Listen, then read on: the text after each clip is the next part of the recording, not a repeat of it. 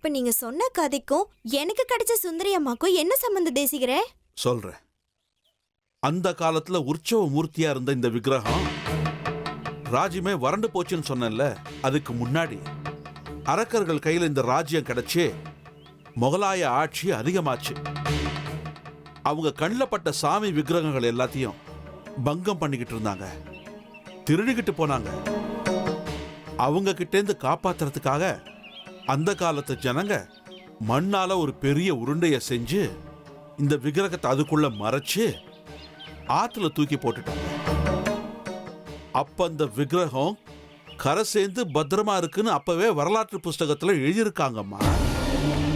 இவ்வளவுதாம்மா எனக்கு தெரியும்.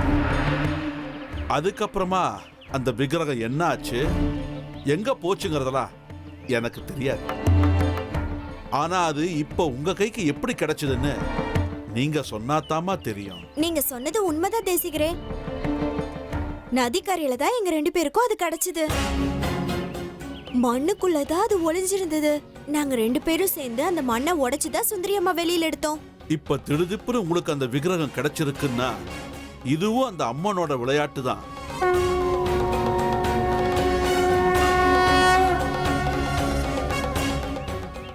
ஆமா, சுந்தரி அம்மா வந்திருக்கிறதே ஸ்ரீ சக்கரத்தை பாதுகாக்கிறதுக்காக தான். திருட்டு கண்டத்துல இருந்து ஸ்ரீ சக்கரத்தை காப்பாத்துறதுக்காக தான்.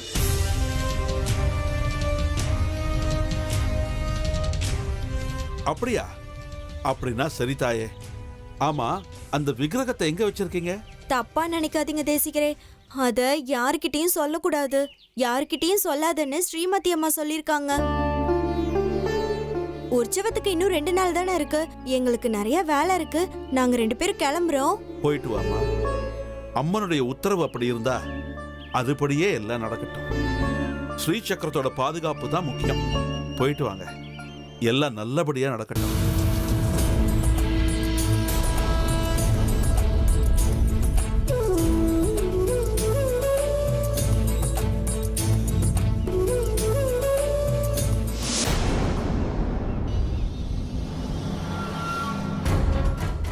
அடக்கிழவா, உன நான் என்னமோ நினைச்சுக்கிட்டு இருந்தேன்.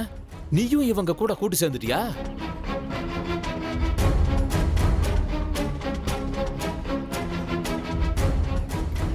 பழமையான சிலைகளை எல்லாம் சேகரிச்சு அதை திருட்டி வியாபாரம் பண்ண பாக்குறீங்களா? பாக்குறதுக்கு ஒண்ணுமே தெரியாத சாமியார் மாதிரி உட்கார்ந்துருக்க. ஆனா பயங்கரமான வியாபாரம் தான் பண்ற நீ. பசுத்தோல் போத்துன புலி மாதிரியா நீ? அட அறிவு கெட்டவனே, நான் திருட்டு வியாபாரம் பண்றேனா? முட்டாள், யாரடா சொன்னது உனக்கு?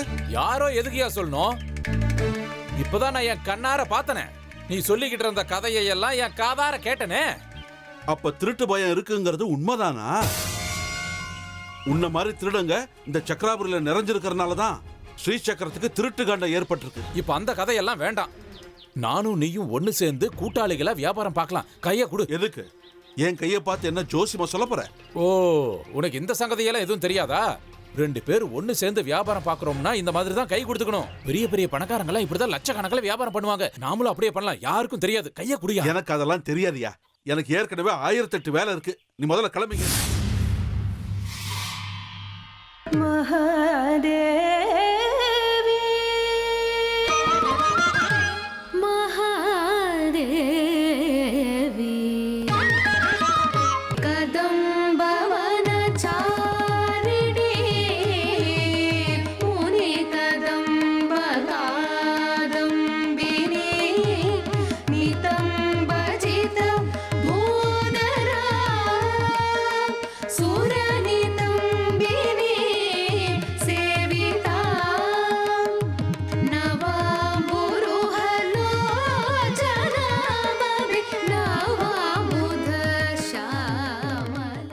ராத்திரி எல்லாம் உன்னை இங்க தனியா விட்டுட்டு போயிட்டான்ல, பயமா இருந்துச்சா?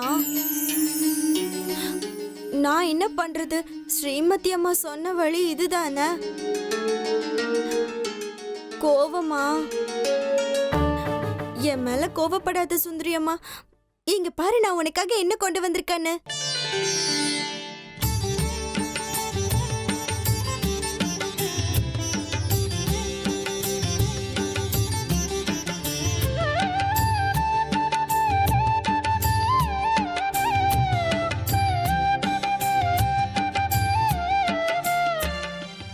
என்ன செய்யறதுன்னு ஒண்ணுமே புரியல சுந்தரி அம்மா. ஸ்ரீமதி அம்மாவை பார்க்கும்போது நான் கேக்குறேன், நான் கிளம்புறேன், உற்சவ வேலை நிறைய இருக்கு, நான் போயிட்டு வந்துடுறேன். நீ ஒன்னும் பயப்படாத, நான் திரும்பவும் வரேன்.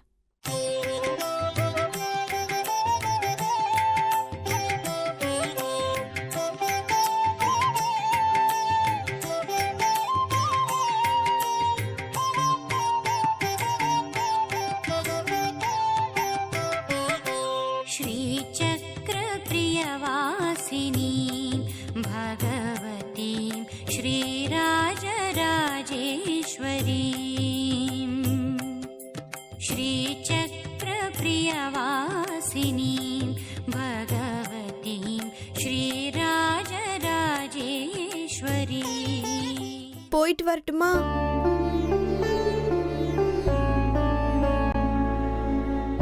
என்ன மல்லி இது, உனக்கு கொஞ்சம் கூட அறிவே இல்லையா? அந்த விக்கிரகம் ஸ்ரீசக்கரத்தை காப்பாத்த வந்திருக்குன்னு சொல்ற, அதை நாம பாதுகாக்கணுமா? அதுக்கு என்ன பயமா?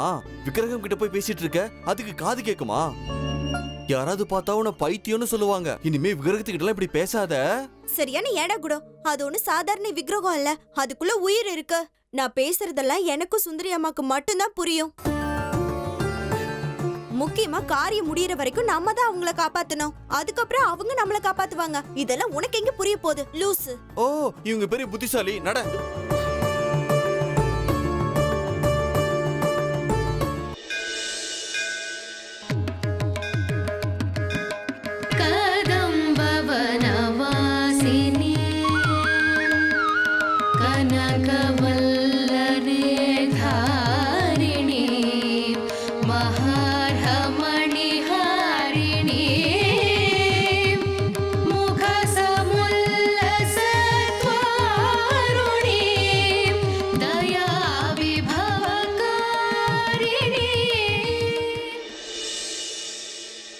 சுவாமி சுவாமி சுவாமி, ஒரு நிமிஷம் நில்லுங்க சாமி.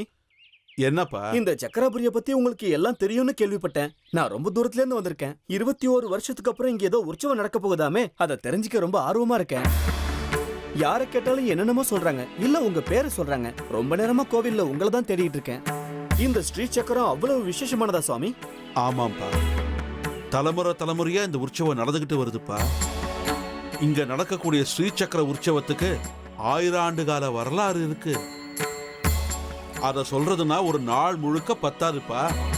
நாள் கணக்குல வார கணக்குல சொன்னாலும் இதோட மகிமை சொல்லி மாளாது. வரலாற்று சிறப்பு ஒரு பக்கம், கூடவே இந்த இடம் ரொம்ப சக்தி வாய்ந்ததுன்னு கேள்விப்பட்டேன். பக்தியோட வேண்டவங்களுக்கு நல்லது செய்யக்கூடிய சக்தி இங்க இருக்கு.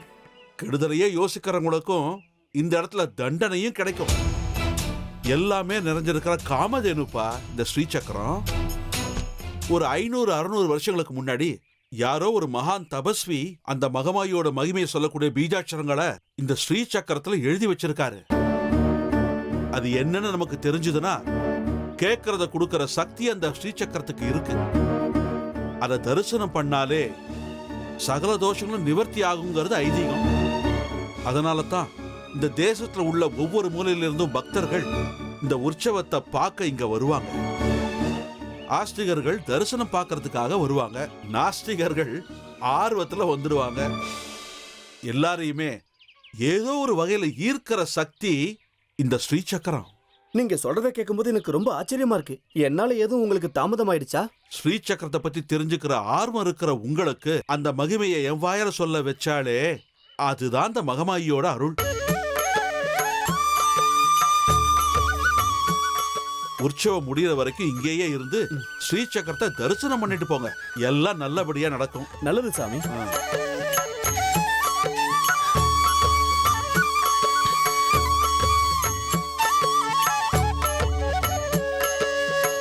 இப்படியே கோயிலுக்கு போய் ஒரு தாமரை செம்புல ஸ்ரீ சக்கரத்துக்கு பக்கத்துல இருக்கிற தண்ணியை ரொப்பிக்கிட்டு வா.